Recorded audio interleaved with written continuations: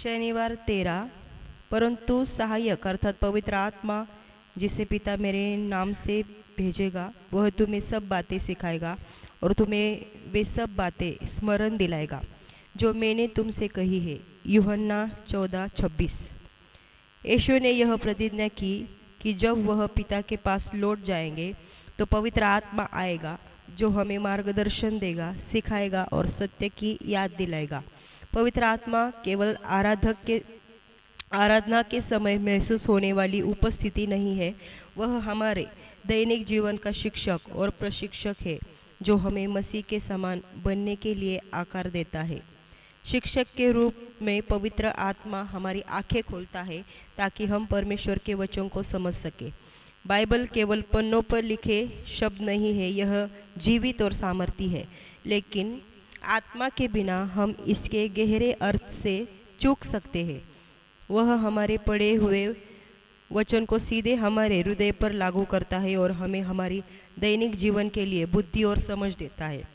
प्रशिक्षक के रूप में पवित्र आत्मा हमारे चरित्रों को विकसित करता है। जैसे एक कोच खिलाड़ी को अनुशासन और अभ्यास से प्रशिक्षित करता है, वैसे ही आत्मा हमें दैनिक चुनौतियों के माध्यम से प्रशिक्षित करता है, हमें सही चुनने के लिए प्रेरित करता है और धैर्य, नम्रता और प्रेम में बढ़ने में मदद करता है। कभी कभी यह प्रशिक्षण असुविधाजनक लगता है क्योंकि इसमें हमें ऐसी आदतें, दृष्टिकोण या इच्छाएं छोड़नी पड़ती है जो परमेश्वर का आदर नहीं करती, लेकिन उसके हर प्रशिक्षण का एक उद्देश्य है, हमें हमारे विश्वास में मजबूत और स्थिर बनना।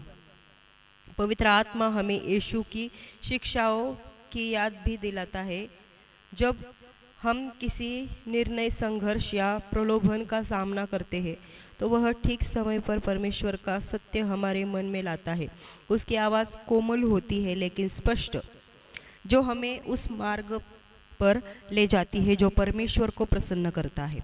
यदि हम अपने विश्वास में बढ़ना चाहते हैं तो हमें आत्मा के निकट रहना होगा और उसकी आवाज़ सुननी होगी। हर दिन उससे सीखने और अपने आप को उस रूप में ढालने का अवसर है जैसा परमेश्वर ने हमें बनाया है। प्रार्थना। पवित्र आत्मा मेरे शिक्षक और प्रशिक्षक होने के लिए धन्यवाद। मेरे हृदय को प्रतिदिन आपसे सीखने के लिए खोले